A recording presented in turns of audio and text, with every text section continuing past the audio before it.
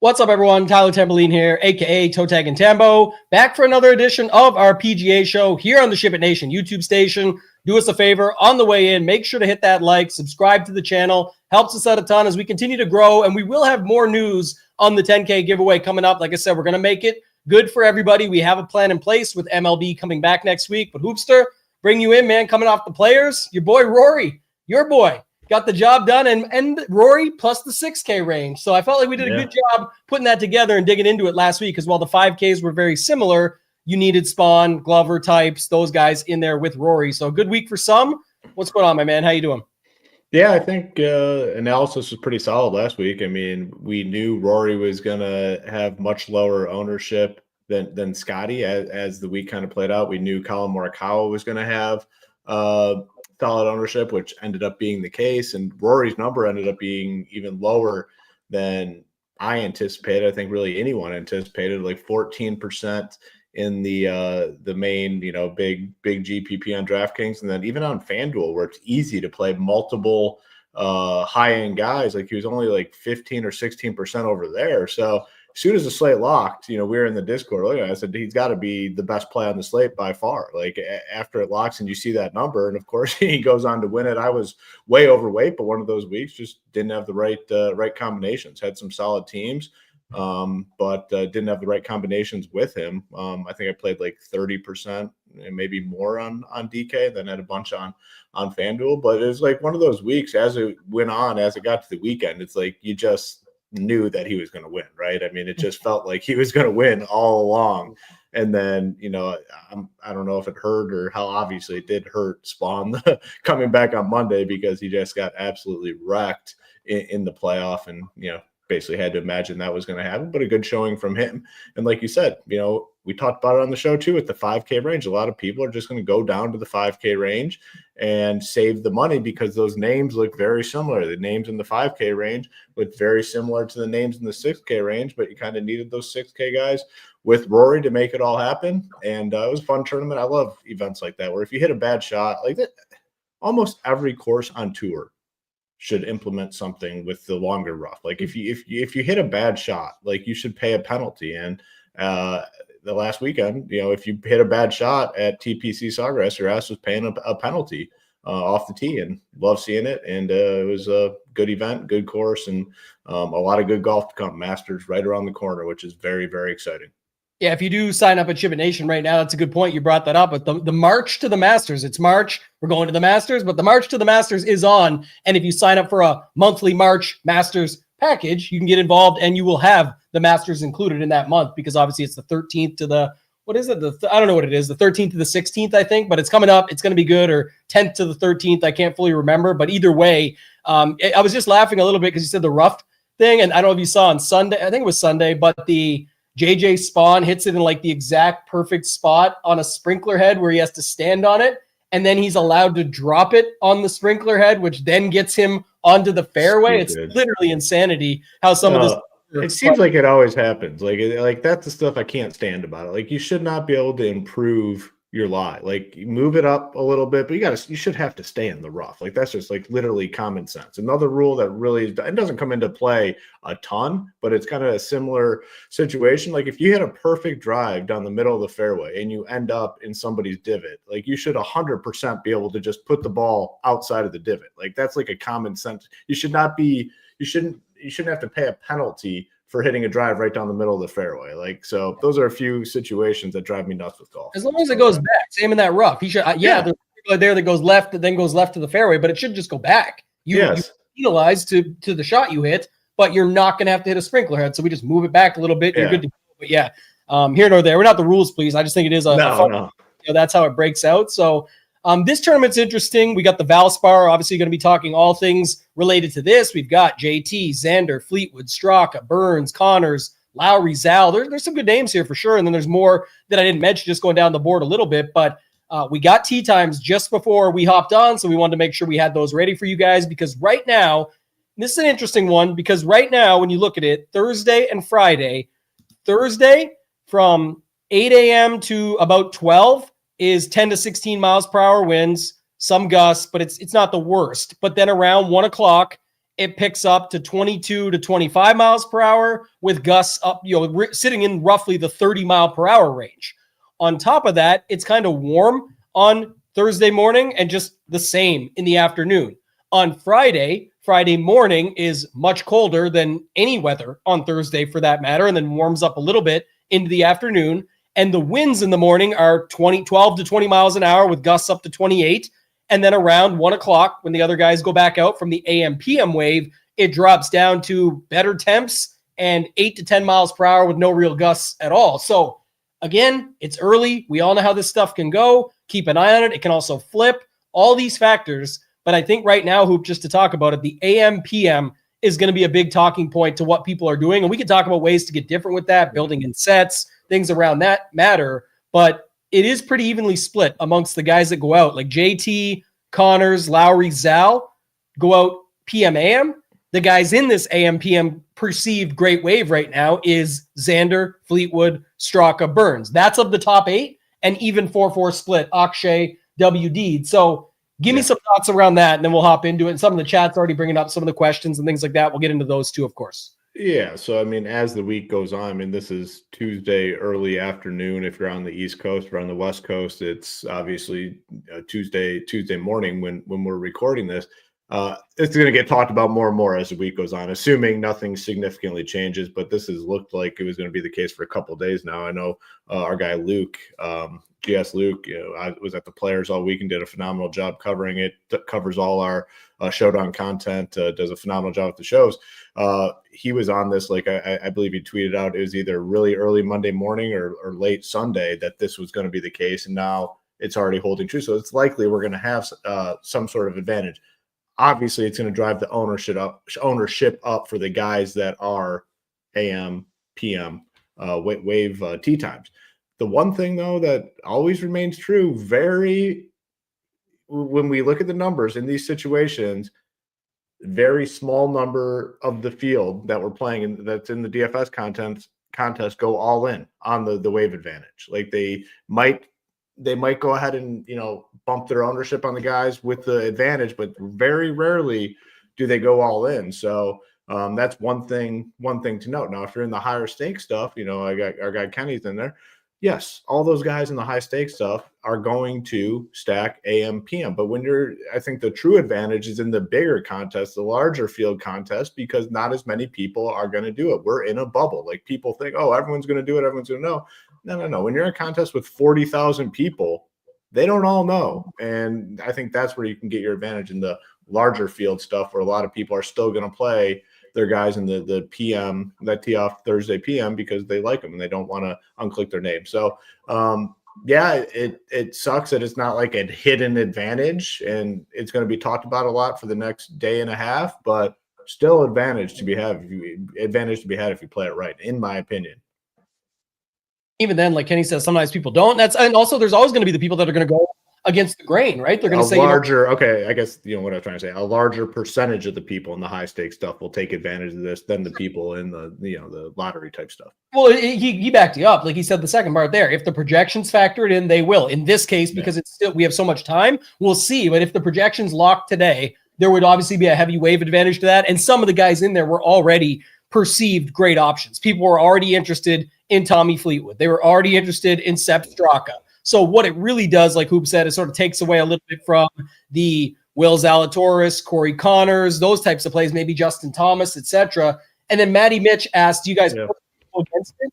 Anytime there's going to be a wave advantage, or at least it looks like there is, and it's with wind and rain and whatever different factors you're looking at and can flip, that's where you can always go against it because it could easily flip in a heartbeat. But if you think that the winds are all going to move up and make it so PM/AM has a better run at it, then you also have to kind of commit to that. You can mix still, but I'm just saying I would commit to. Is there any rain or is it just the winds? It shows like the smallest amount of rain on.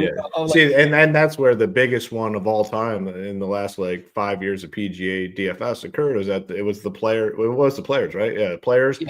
Like 3 years ago, there was a delay because of rain, and it totally flipped the advantage. So, if there is some rain that develops in the forecast, I think there is an opportunity to maybe try to flip it. But when it's just wind, and it looks solid, like that there's a clear advantage on day one, a clear advantage on day two, it's very hard to flip it, just because the advantage is there. And I also think I'll just comment on this. Let's say this does hold up. Let's say it's Wednesday night. We're watching the stream. This is going to be the setup. And it's like, this is it. We're going with this. The edge is the game within the game. I joked about it in the Discord the other day, but the secret is those that know the secret. I tell you what, when you have an actual wave advantage that does come through, it's almost always, some of the best DFS players in the world that are at the tops of these tournaments, because there still is an edge within the edge. And some of that is with having something like SaberSim, for example. It's not just a sales pitch to what we have, but it's to note it. That will then give you different angles of approach using the edge that we already are. So then you get a double down or sort of a compounding effect of what Hoop mentioned. First of all, not everybody's in on it. Second of all, some people are trying to go against it. And then third of all, it's the people that are saying, well, I'm not just going to play Fleetwood Straka to start every lineup on just because they're in the wave advantage and they fit easily and I can make tons of combos. That's the whole point. So you can leave money on the table if you're going with an edge. You're looking for people to go through. That's a way to do it, especially when it's split up a little bit where the top is pretty even. But after that, you go between Corey Connors when we get there, 9,600, down to Victor Hovland, 8,400. There is 12 golfers because Akshay Bhatia, he WD'd. So there's 12 golfers in there. Only 2 are AM PM. So you can see where it's going to get even more condensed if people do go that route and we have a true wave edge there. And that's kind of the setup where, again, a lot of people are going to be on Fleetwood, Straka, Xander, Burns, just because they have the money and those are the only guys that fit the wave edge. You can play a lineup at that point that leaves money on the table because if those guys don't come through, there is other ways. So I think that's the good thing about if there actually is an edge, there is still an edge within the edge. And that's kind of just a way to put it there. So anything else on that you want to talk about, Hoop, just when you're building out? I think obviously we talked about being able to build, the other way. If you want to go PM/AM, some people will just mix it up and go like a 4-2, 5-1 and say, look, the winner could come through from the other side anyway. I just think there's a ton of ways you can do it. And it's not always just all in this and spending all your salary. That's one of the big things. Yeah. I mean, you got to find a way to go about it. Like if the edge does look solid, like I don't hate the all-in move. I don't hate, building teams where it's at least 4 in the AM and, maybe just like, 2 in the PM or something like that. It's just, if it looks very clear, it's hard to fully flip it where it's going to be like 5-1 the opposite way. We've seen it a ton where the advantage is clear, the advantage comes through, but it's a 5-1 or a 4-2 in terms of the tee time. So you can do it that way, but then the difficulty is it's like, okay, which guys do I want to play in that are going off in the PM in the more difficult situation? Because you got to get, it's like you always say, man, it's still a 6-leg parlay essentially, or at least like a 5-leg parlay. You got to get 5 solid pieces, and then what's that last piece looking like? So a lot of different ways to go about it. It's going to probably be talked about a ton, assuming this holds. And I think this week for sure, roster construction, game theory, very big talking point, opposed to, who am I going to be overweight and underweight on? So it's like, in terms of the content this week, it's probably going to be like a little bit of a different conversation than most weeks. Yeah, and that's the whole point. Once the tee times are out, you don't need anybody to tell you who's in what wave. That's pretty obvious. You can literally go find that out right now. That's why we want to spend the time on that stuff. And I think last week was a prime example. You brought it up off the top of the show, the 5K versus 6K range thing and the Scotty versus Rory. Well, what do you know? If you didn't play Michael Kim and Doug Yim, you would be able to get up to Spawn, Glover, other guys in the 6K. But where did you steal that money from? You had to rob that money from somebody up top. Well, there you go. Take it from Scotty down to Rory. It's not that the result is Rory, Spawn, etc. being in the winning lineup. It's the people that built that way that ended up on those lineups. It wasn't necessarily somebody woke up out of bed and said, well, my God, this week is going to be the week that Rory, Lucas Glover, and Spawn are going to battle it out up top, and you're going to need those exact 3 guys or Hoagie or whatever. That's just the product of the builds. And that's kind of the concept that we're always talking about here and being able to look at it from that perspective. So our guy Ryan is really going through it in the chat. He literally he thought EVR was in it, and then he found out. He goes, shocking that he just found out. I was like, literally, it's crazy. I believe I was at the gym, got the notification, and now like forever, when the name EVR is brought up, I'm thinking of our guy Rin. Like I immediately am at the gym getting a couple sets in, And I'm thinking about our guy Rin because his boy's out. One other thing, though, I want to note, which to me is very important, and I know a lot of people go back and forth on this, but to me, this is very important because I always talk about it in MLB DFS, which is right around the corner, and we'd love to have you over here at SHIPIT Nation for MLB DFS. It's going to be a hell of a season.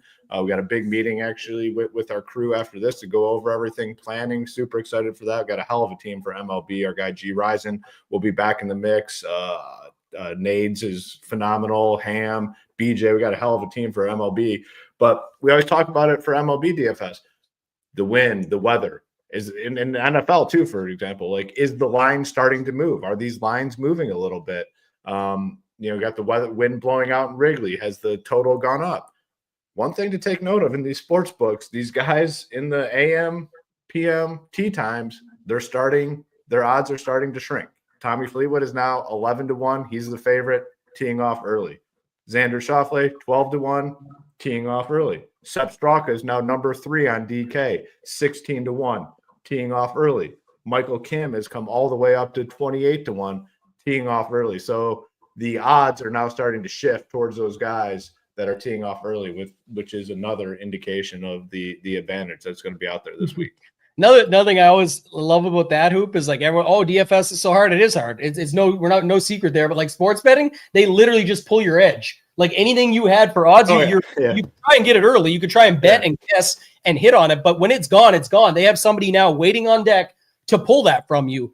In DFS, there is still game theory. There's overcorrections. There's over adjustments on ownership. Yes, it's a hard game, but if you're working on your game and trying to put that extra into it, there is always an angle you can find versus in that your odds just get cratered and then they're gone. It's like you just have to decide. I guess I take Tommy Fleetwood at 11-1 now. If you waited, you didn't really get any advantage, right? You kind of were better off almost.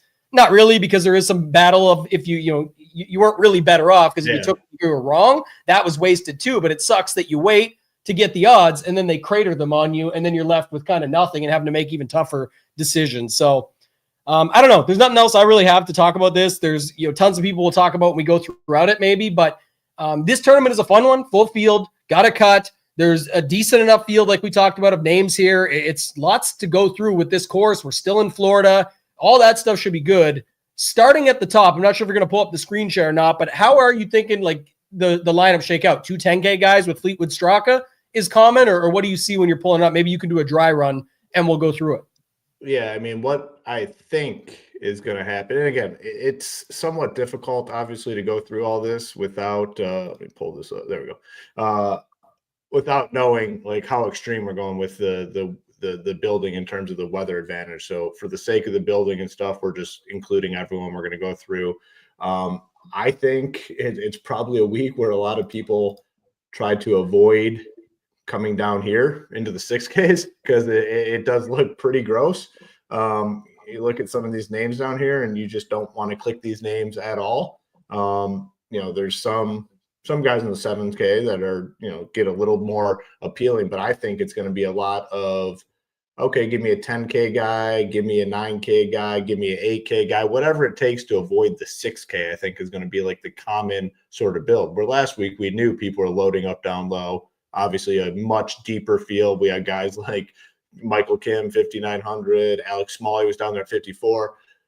Total reversal this week, where I think people are going to be doing anything possible to avoid coming down into this range. There's just not much security down here.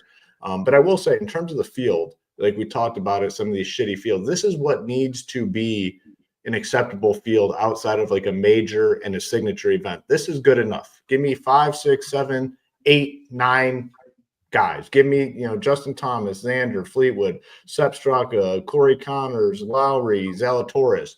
Don't give me a golf event with just all shitheads. Give me like 5 to 6 good guys. Then I don't give a shit what the rest of the field looks like. This is good. In terms of roster construction, though, I think people are going to try to avoid the 6K. Are you kind of seeing it that way? What do you think? Yeah, I think there's a huge thing just starting it off because I want to talk about 2 things quick. And I think I'll start with the dry run thing because it was on top of my mind. I won't forget the next one. The dry run factor, a lot of people in our Discord asked about this. When you do it for all sports, I do it a bunch. This is the concept of what people want to know when we're talking about dry run. You should not be changing everything with the optimizer. It's to see if somebody just opened up their optimizer and ran it, what would that look like? Now, that's where, as our guy Title likes to say, there's levels to this. I think you run a dry run, see what the field's naturally getting, and do it when projections update, but leave everybody in. And if projections are already pushing you to a bunch of 5-1s or 6-0s for the wave advantage, then you already see that that's common. But then you could take it to say, okay, let me sort by tee time, turn off everyone, sort by tee time, turn on the guys you think people will play and will get ownership. Let's say it's 50 guys within that wave, and then see what that gives people on a dry run. And then you sort of see a regular dry run, an AM, PM dry run, and now you can see what you want to do against it. Or if you have the ultimate package, you can see what Contest Sims is doing against the field and different stuff once it has the final numbers in there and all of that. So I think that was the first point, and you're running it now. We'll go to it in 1 second. But I do want to say, to your point, one, people don't like the 6K range for sure. Even though there's a bunch of names down there, I don't think they're going to love it. Two, the pricing is set up where you don't have to go down there, because if you start, even if people aren't cool with Xander after he hurt them last week, Fleetwood's fine at 10-3, but you could fit Fleetwood Straka and still not need the 6K range. The last point, though, Hoop, is if people do jump in heavy to this AM PM wave, like I said, there's only in the mid-range, there is only Benny Ann and Scott who hurt people. Michael Kim hurt people and now jumped from 5,900 to 89, and Tom Kim is 9,200. That's it. You didn't even name Sam Burns when you said there's good guys here, so you don't have much respect for Samuel Burns, so that's fine. And I think that's kind of the setup here. So people are going to want to use, they're not want to go in the 6K range, and they're going to probably want to use a couple of these guys up top, whatever they decide that is. Yeah, and the dry run kind of lays out exactly what I just said, like how these builds are going to kind of go. It's going to be probably one guy in the 10K, 8,900, 85, 77, 76, 6,900. That's, top end of the 6K range. No 6K, 110K. I'm going to say no 6K. I mean, this is all 7, 2 in the 10, 110, no 6K, 110, a 6,800 guy. 2 10s, but barely getting into the 6K range. 110, avoiding the 7 or avoiding the 6s. 110, avoiding the 6s. 2 low 10K guys, avoiding the 6s. Nothing in the 10K, avoiding the 6s. 2, avoiding the 6s. So all these first 12 lineups that we're looking at, essentially avoiding the 6K range while still getting 1 10K guy, and in some cases getting 2 10K guys. So I think we're going to see a lot of builds like this. You have to imagine the 6K range is going to be virtually unowned this week, and the builds, again, this is without changing anything, are kind of lining up with that strategy this week. Yeah, and even when people are like, even what you're doing the 6K range there of like Justin Lauer, there's 39 guys in the 7K range. They could have had 45 and then he makes it. So it's like you said, there's kind of a cutoff of people say like the technicality and the factual piece of, he is in the 6K range, but he's 6,900. He's right there at 7K. It's kind of the same setup, which still fits the mold of the build that we're talking about. Obviously, it's like the same mindset. Like if you're looking at, I don't know, whatever sport it is, let's say UFC, and a guy's minus 120, the guy minus 120, the other guy's plus 110. That's a pick 'em. I mean, that's a pick 'em. Same situation here. A $68,900 guy, for the sake of this conversation, is a 7K guy.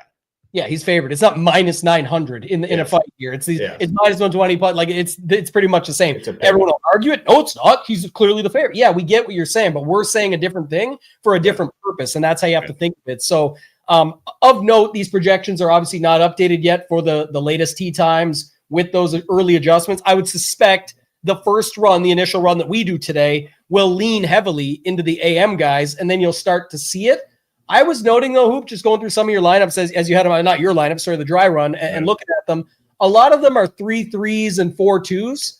So they weren't leaning heavily to 6 0s or anything in advance. And now we'll see when the first run comes out, but I would suspect we see more 4 2s, 5 1s.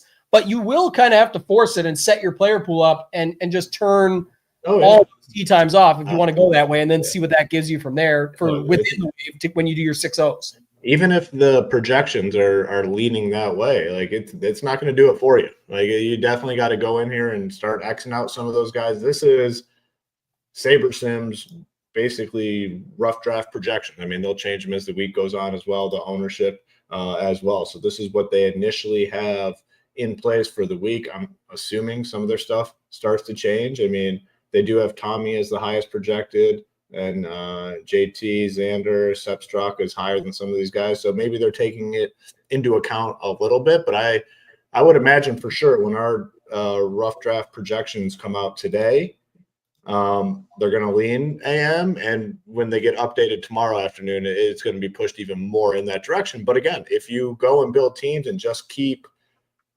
everyone in your player pool and don't make any adjustments, like, you're not gonna take full advantage of the potential edge. Like, you got to work a little bit when building these teams this week.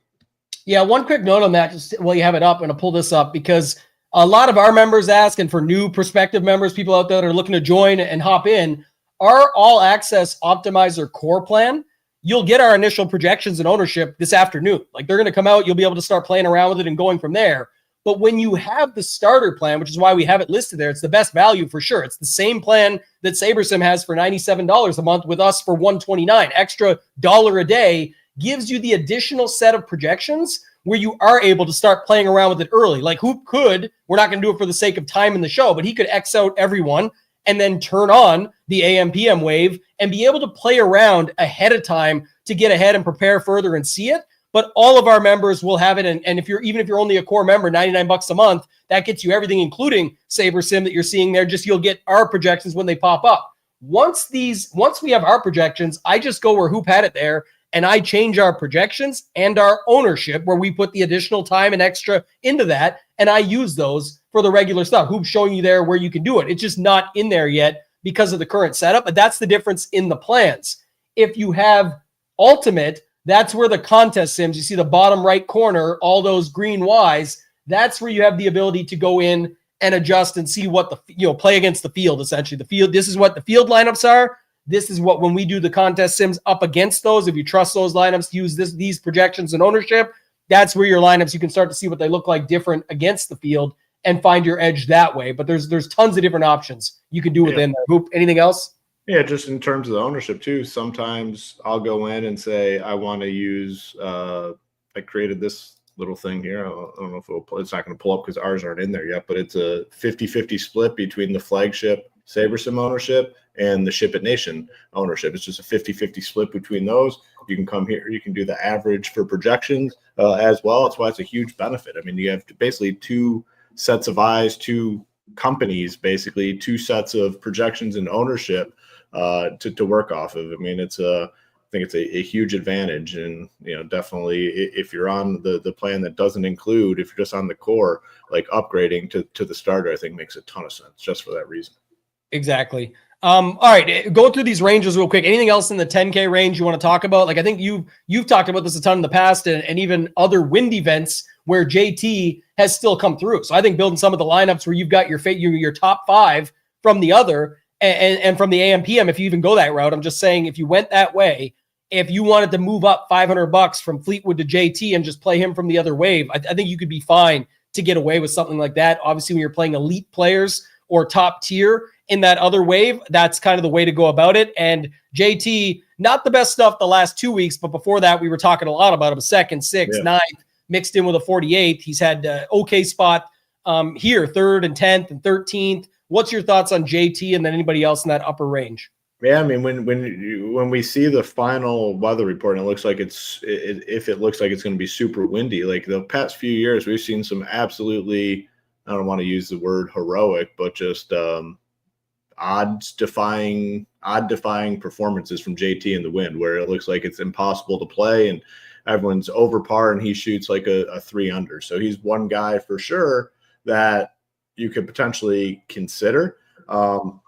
Shown 11%. I mean, if the talk keeps happening all week about this advantage, his ownership could be in the single digits. You could be looking at like 7 or 8% on JT, a guy that can definitely get it done in the wind.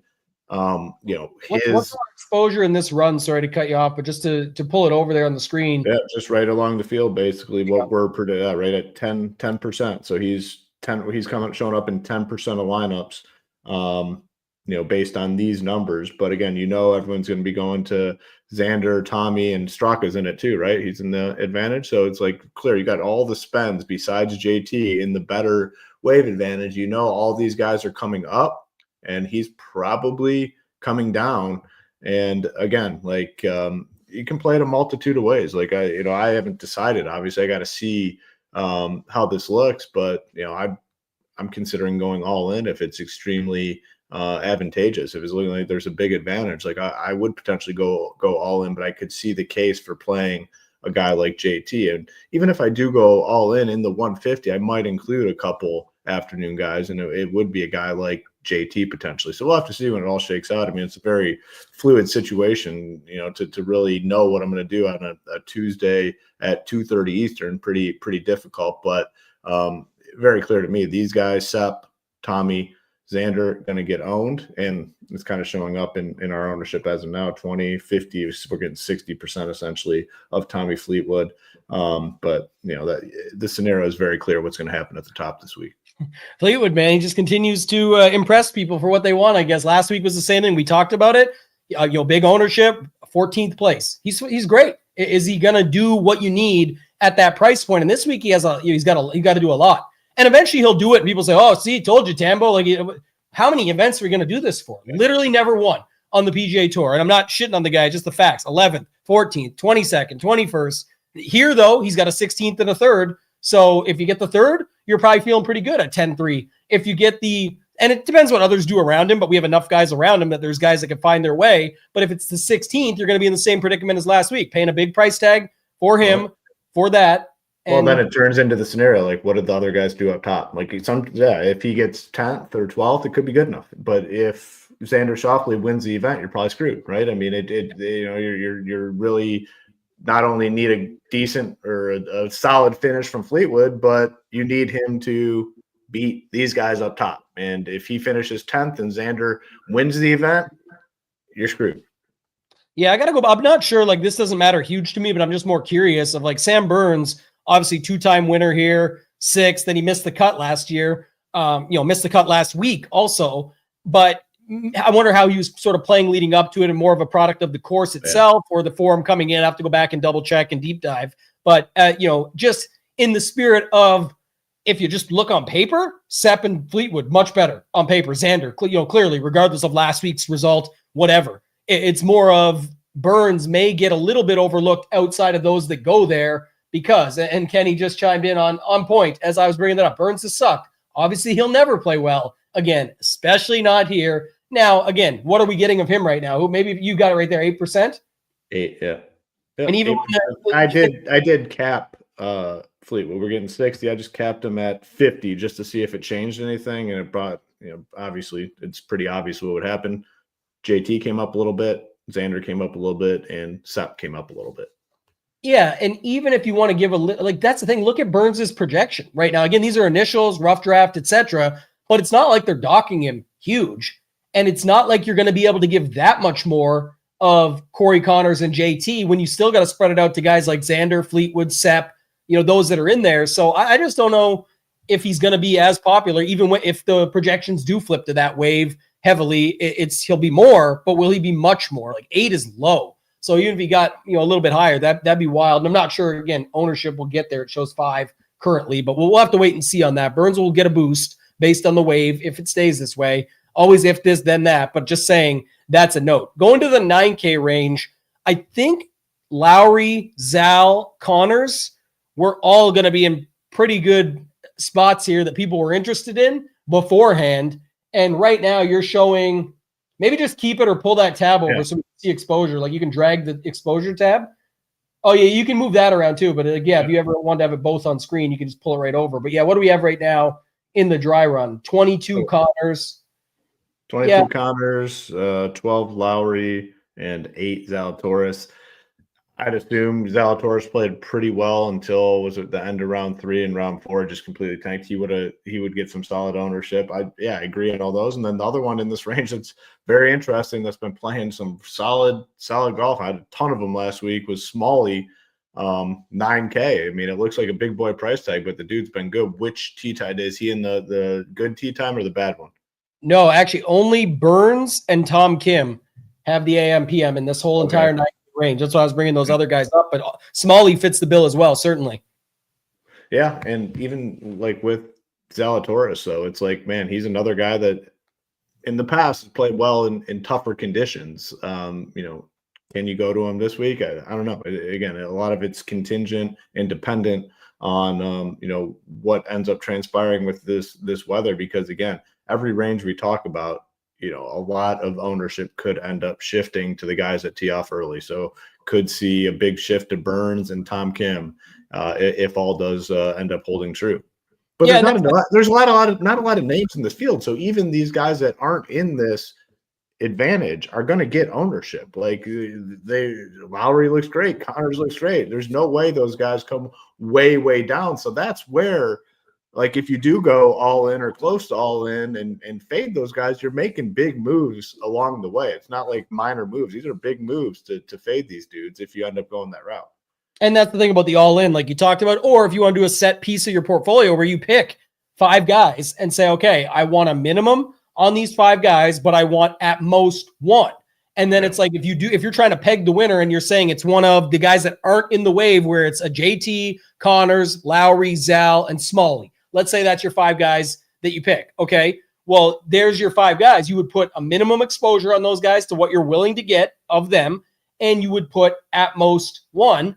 And that way you get some of them, but only 1 at a time. And you'd end up with 5 1s for that portion of your portfolio. So you can do different things like that. It's obviously the key to having an optimizer. It works in your favor based on what the commands you give it. So definitely think that's another interesting way to look at it. Those would be some of the guys that stood out for me as well. I think the 8K range, Hoop, if you're looking at it there, just of note, I'm seeing already we're not getting a ton of exposure to that 8K range. Maybe a little bit on Kim, a little bit on Hovland. Hovland's just a price play, so we'll talk about this. But yeah, only Michael Kim, Adam Scott, and Benny Ann for the guys in the AM PM. So Glover, Poston, Moore, Clanton, Hovland, Knapp, Cam Young, all guys that are in the PM AM and clearly not getting much love over there outside of a couple of them. So what's your thoughts on the 8K range? I think it goes pretty overlooked. Yeah, well, for sure. And if there's only a few guys that are in the good weather edge or good tee time, like a lot of it's going to shift there, and the ownership on those other guys are going to come down. Michael Kim for sure, 8,900. I mean, a big talking point last week was because of the price tag. Played terrible round 1, but played great round 2. I mean, I'm not holding anything against him this week. I think he's a phenomenal play at 8,900. I'll be going right back to him. Maybe it's a little bit price shock maybe for people that paid $59 for him last week and didn't get the job done. Now he's $3,000 more. Like, can you pay $3,000 more for a guy that screwed you last week? Like, fine going back to him. Who's the other guy? Benny On, you said that's in the good one? Scott and Benny. Yeah, that's the other two. Totally acceptable. I mean, the Victor Hovland thing, like, if people want to play him, have at it. Like, I'm just done with that dude until I see something. I literally don't care. Like, if he goes out and wins this week, cool. I'll move on to the next week. There's no way I could click that name. Poston, I think he's a guy that's fine, even maybe in the tougher conditions. Luke Clanton, Jake Knapp, man, he's been playing so good, man. Just so good, so steady. Good price on him, 8,100. So there's a lot of interest here, but Michael Kim, I think, is clearly, again, another big talking point this week. Yeah, it definitely is interesting too. Like you said, like a guy like him goes up 3,000 on the missed cut because of everything else before that. I get it, but like Adam Scott basically stayed the same. What was he, 76 or 7,800? Yeah. Last week, he's 83. He just sits in that range no matter what. And he also missed the cut last week, but it's just like another note where, a very similar price point up to that. So 8K range is small, but 10 guys, but then also 7 of them aren't in the perceived wave. So this is where you could pick off some spots. If you think a guy like Glover, who we could see battle through, even last week, he finished 3rd. Poston, who you talked about, can grind it out. Taylor Moore, not playing the worst golf, 33rd again last week. He's won here 2 years ago, 12th here last year. He's another guy, Clanton, who you're Clanton and Knapp, you're betting on talent, and Hovland, you're just playing based off of price. But like you said, obviously with Hovland, really tough click with those miscuts and changing something every other week. So will be interesting to see, but I don't think I think it's obvious even when projections swing, if this weather advantage is a thing, it's still clear that people will just move to Michael Kim and not be high on Scott or Benny Ann. So that's your guys that you can get different with, even within that wave that I would say you could go to there, because they're just not going to be super popular. The 8Ks won't be super popular, and those particular guys won't be exciting for others to click. So of note, just mentioning that, 39 guys in the 7K range and it's very evenly split hoop. Like it almost goes like AM, PM, AM, PM, just going up the board. It's pretty much that even. And then in like the 76 to 7,900 range, there's probably 6 or 7 guys versus, 4 or 5 in the other wave. But a lot of guys in here that you can get to, and that fits your mold of what you talked about earlier, where a lot of people will be wanting just to land in here safely. And it seems like there's a ton of options. I got the tee times here if you need to know which ones are which, but upper 7K range, sort of Kitayama and up. Is there anybody that stands out there for you? And then I'll clarify tee times. Yeah, I mean, again, this is going to be the range where a lot of people want to finish lineups, and you saw it from the dry run. Like, there's a lot of lineups do finish in this range, and this is where people do want to finish. So names that I think will get ownership, and then you can clarify on the tee times. I don't have them all right here with me, but like Ben Griffin's a name people like. Theegala, I think this is maybe a not sticker shock, but like 7,800 for Theegala in this field is probably like the lowest we've seen him in quite some time when you compare it to the rest of the field. I think people could give him a look this week. Seabass, this is of course what people will probably like him. Same as Kitayama. Billy Horschel played well last week for the most part, and 7,400. This Bridgman guy has had some success. Highsmith, Sam Stevens, Doug Gim. McGreevy at 72 is a name that probably pops up here. And I think in this run, we got quite a bit. Yeah, we got 16% McGreevy, 14% Bo Hostler. So those are, I guess, some names to keep an eye on. Seamus Power, and then like Rico Hoey. So there's a lot of names in this range. People are going to want to finish lineups here. But yeah, hit me with some of the tee time stuff so we can kind of tie it all together. Yeah, Hoey's like a model popper out there, and people that use that plus the wave, he is in the AM PM. So Hoey at 7K probably picks up steam. Who else did you mention here? Let me have a look. Highsmith in the AM PM, Horschel in the AM PM, Bridgman, Kitayama, Bez are some of the ones that stand out. Some other guys that I think could get some love just based on the location and the spot and everything we already talked about.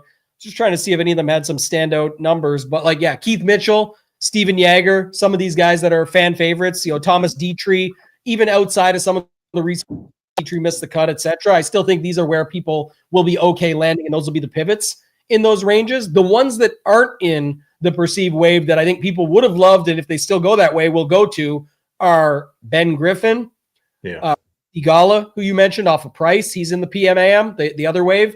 Bud Cauley, really good, life-changing week for him last week of getting back in the swing of things in the mix. That was a huge score for him. And then Doug Gim, Sam Stevens, McGreevy, Power. Maybe that's it. Like that's kind of and Joel Damon. That's the other guy. So those guys are all PMAM, but they still pop. They still have the numbers to go with them, the odds, some of them with the recent form, some of them with the course history. I definitely think people are going to be living in this range. Like Ryan says, feel like living in the 7K range feels so safe. That is true. And that's what who mentioned, but there's a lot of different versions that you can go to. So there's still going to be high leverage spots within this range. And then, like I said here, is instead of forcing, it's all, again, this is all matter of, this is subjective.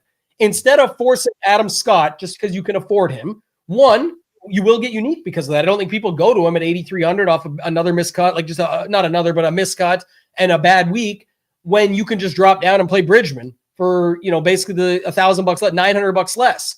But most people will spend their salary. So there's two ways to look at that, right? Even if Bridgman has slightly more ownership and probably is a better play on paper and odds and all these factors, I think people would spend the money. But also Adam Scott will be lower owned. So it's all what you think is best for you. But I think this is clearly hoop where you can just say, I'll leave some money on the table. If I'm not in on Benny, Scott, or Michael Kim, maybe you are. I'm just saying if you're not, you can definitely just drop down to these guys down here. It's not going to be a big difference, but you can leave the money and get different that way.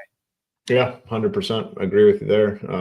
Going down into the 6K, as you can see in our builds, like here's the exposure. We're not getting much. And we went through those teams, and you can see a lot are finishing in the 7s. We got Danny Walker, 3%, Putnam, 2.7, one lineup with Shank, one with Kim, 2%. We got 4.7% on Sig, Quade Cummings, 3.3. Just dies off. You're just not getting much of this. So if you do like some of these guys down here, you can play them freely. Like, you don't have to obviously worry about ownership. No one down here is going to come with big time ownership. Names that I think could get some would be like a Gary Woodland. People have enjoyed playing him for some reason lately. Davis Riley had a good finish last week. He's a guy that I think people could potentially get on a little bit. I don't know. It's like, man, it's just rough down here. So again, it's not a popular spot. A lot of lineups are going to end in the sevens, but I guess the main takeaway for sure is just looking at our builds, we're getting like nothing down here. And again, this is with the early projections for Sabre and their ownership. So maybe something changes, but I don't think that will necessarily be the case. Like, it should be pretty unowned this week, regardless of the weather advantage. Yeah, and one thing I'll say about that, because without getting into picks and plays, not really our style, but just to note it down here, I think is sticking with the theme of process. If you are going to AM PM, it is a time with a weather wave or any wave advantage for that matter that I will be more okay with letting some of these guys slip into your lineups and just taking what you get, because that could be the differentiator. And you got to them because the wave. It's like when you get a run back in NFL DFS, you're like, how did someone land on wide receiver 2 on this team that had 2 touchdowns? Nobody had the quarterback with them.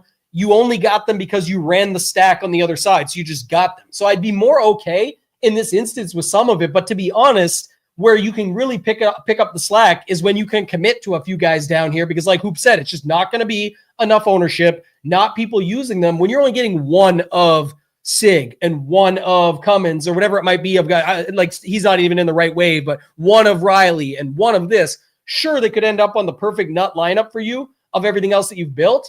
But in reality, it's so unlikely. And you can already get different by going into the 6K range. You can then double down on getting different by getting 5% of anyone that you play in that range, or picking a setup for that. Don't want to rule yourself out, but just saying that's where I would be a little bit more inclined to make some stands down there and just go with it, because I'm doubling down on getting different by using that range and having enough of them when I do go there, because they're not going to be high owned at all. Yep, I agree with you. Right on. All right. I don't have anything else myself for any of this. Is there anything else that you wanted to talk about or go through before we get out of here? No, sir. I mean, our content will be up nice and early, like it always is. You're able to get in there, digest, get in the Discord, chat it up with our crew, going nonstop, basically 24/7, talking, PGA, DFS, and obviously all the other sports. Good time, obviously, get in. Masters right around the corner. MLB is coming back, I believe, like next week. So it's time to go. I'm very excited. This field, it's not the worst. I mean, we're not talking like Mexico Open. Like I said, this isn't bad. We have some names up top. So love to have you over here at SHIPIT Nation. Yeah, like we said too, a lot of these other sites where you're going to, like different price points when you're looking at the other sites, 150, 194, 268, 299. You can get in for $99 a month over here, or 129, like we talked about, is the best value for sure. If you want to have everything in there, it gets you access to the Discord, all the sports, including NASCAR, including MLB, NBA is still rolling, all the other sports that we talk about, MMA, PGA right now is what you're here for, all that and more. NHL still grinding it out. So lots that you get to give it a try, but now is the time to try a month, because like we said, it'll get you through the Masters. So if you're here for golf, that alone gets you that, all the other events, but then you can check out everything else that we have to offer, the education courses, get into the Discord, all that and more. So now is definitely the time to sign up. That's going to do it for this one, guys. Appreciate everybody watching. Good luck this week in your contest. For Hoop, for myself, ToeTagginTambo, let's ship it.